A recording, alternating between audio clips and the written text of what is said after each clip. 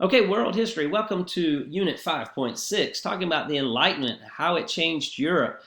In Unit 5.5, we talked about some of the Enlightenment philosophers and the key thoughts with philosophy. And remember, we're focusing on this individual aspect. Some of the other individuals that come in during this time, Denis Diderot, who will start publishing a series of books about scholars, calling it the Encyclopedia or Classified Dictionary, 28-volume collection. And though it was censored, it did help kind of spread enlightenment because you didn't have the internet or telephone. You had to find ways to get it out, and that was usually through books. We see art and architecture changing during this time as well, being a neoclassical art, going with the old style of classical Greece and Rome and putting a new twist on it that is found in some of our government buildings even today. Music. We start to see people such as Mozart and Handel and Beethoven who will start making a name for themselves during this period as well. As far as economics, the Enlightenment thought, look, if individuals can pursue their own self-interest and if they pursue thought with reason, then they're going to make money and that's going to benefit all of society. And the government shouldn't stop them. It shouldn't get in the way. And this becomes known as what's today called laissez-faire economics, which basically says, let the people do what they want.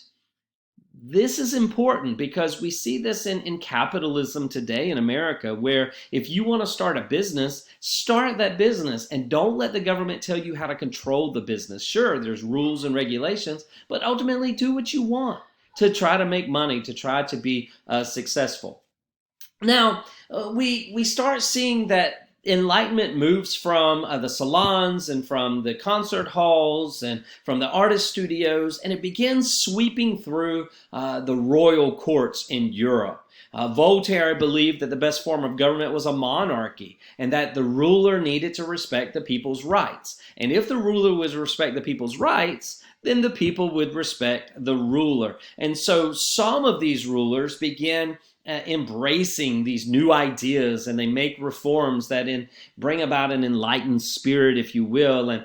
And these were individuals who were known as absolute monarchs. They had complete control over their nations, and the ones who bring about these changes and bring about these reforms, will be known as a despot, which basically means an absolute ruler. There's a couple of them that I think you'd find interesting: Frederick II of Prussia, Joseph II of Austria, and Catherine the Great of Russia. As it relates to Frederick the Great, he was one of these who was committed to reforming Prussia, which is today what we know as of Germany. He granted many religious freedoms. He reduced censorship. He improved education. And he also reformed the justice system and said, look, we're not going to torture people. We're going to remove torture and abolish it from the justice system. Now, his changes only went so far. Many people wanted him to stop serfdom, stop peasants not having rights, but he didn't do anything to end that because he needed the support of the wealthy landowners. However, his most important contribution was his attitude of being a king. He called himself the first servant of the state. And from the very beginning of his reign, he made it clear that his ultimate goal was very simply to serve and strengthen the country.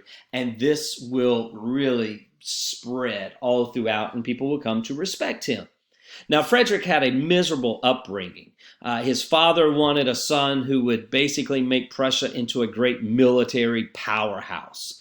And Frederick, who was the eldest, he wasn't a powerhouse. He was small, he was quiet, and basically his dad would say that he is weak. And his dad would constantly fuss at him and yell at him and just pretty much call him a loser and say he was worth nothing, and how could you be my son? I wanted this powerful person to rule, and look what I got. And it got so bad for Frederick that he tried to run away when he was a boy, and he runs away with his best friend.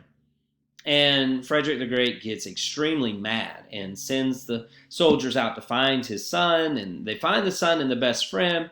And Frederick's dad is so ticked off at Frederick that what he does is he forces Frederick to watch his best friend be beheaded by his father, and then actually puts Frederick in prison to learn a lesson, not advocating that that's the way that we should punish our children. But this act would haunt Frederick for the rest of his life. And it, I think, kind of paves the way for him being this servant king, if you will. He becomes a great king, a great statesman, a ruler. He will bring the potato to Prussia. He will call himself the king of the beggars. He allows anyone to come and meet with the king. He does not think that there should be restrictions on who has an opportunity to meet the king. So basically, Frederick the Great, because he becomes the most famous attraction in Europe for these changes that he's advocating, he'll kind of like be the first celebrity, where he's always opening his door to people and to come in. Frederick had a tragic ending to his life. It's interesting that his famous last words are, "Cover the dog, he's shivering." His favorite dog was a greyhound, and it was kind of a warm night, it seemed, but the dog was shaking, and so Frederick told a servant to take the covers from him and to put them on the dog, and evidently that was the final mistake of Frederick's life, as Frederick dies from that request. It is interesting that the clock in Frederick's room stopped at the exact moment of his death, and they say that that clock's never been working since then. So that's Frederick the Great. And then there was Joseph II. Joseph II was a ruler of Austria who brings some Enlightenment ideas, being this absolute ruler, this despot. He will grant toleration towards Jews. We haven't heard from that, as well as Protestants. Remember, the Jews were being persecuted, diaspora, they were being kicked out, removed, and so he comes in and starts welcoming all people. And while he was a good Catholic, he still said, listen, there's no reason that we do not bring all people together and give people certain rights and opportunities. He loved the musical scene and was actually called the musical king because he was so fond of supporting people such as Mozart and Beethoven. So Joseph's reforms were extremely popular. But when he died, so too will many of his reforms. The final one I'll share with you today is Catherine the Great, Russia's longest female ruling leader. Very interesting story. She was not born Catherine. She was born Sophie. And she had been invited to Russia by the Tsarina who was in charge at the time, whose name was Elizabeth. And she was a daughter of Peter the Great. She had assumed the Russian throne, and she had chosen her nephew, Peter, to be the heir to the throne. And basically, she was looking for a good woman for Peter, and she thought that Sophie, who would later be Catherine, would be that person. And so Catherine will marry Peter. However, they could not stand each other. And this was not a marriage made in heaven. This was a marriage made purely for political reasons. And the only reason they stayed together was because of politics. Catherine wanted the throne. She did not want Peter to be in charge because she thought that Peter was weak, but she was thankful when Peter's aunt gave him the throne. And so he became the new emperor of Russia and succeeded Elizabeth. And it pleased Catherine because that meant she was only one heartbeat away from becoming the sole ruler of Russia. And she would. And how does she do this? She does this because she stages a coup. She forces her husband to get rid of the throne, to hand over power to her. She says, I've put up with you long enough. You're not a good leader. You don't need to be a part. And so she will achieve her dream of being the Empress of Russia because she removes her husband from the throne. Interestingly enough, Peter will die a few days later. Some wonder if she might have had something to do with it. We don't have any evidence to back that up. But what we do know is that she came to power and she wanted to be in power.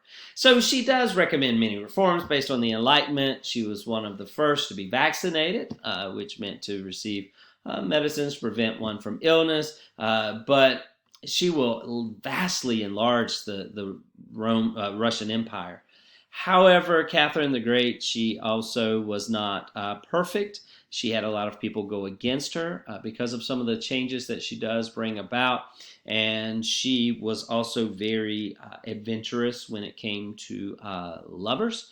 She had many different relationships, and there's various rumors that are out there as to how she died. If you're interested in further research, it's fun to go and to look at how some historians think that she might have passed away. Some pretty crazy theories that are out there. Not really many of them are true. It seems that she simply suffered a stroke and died, but if you want to find out maybe how she discovered that stroke, that might be interesting for you. So these are three individuals who were very influential in bringing Enlightenment ideas out of the concerts, halls, artist studios, and the salons and putting them into practice in different parts of Europe.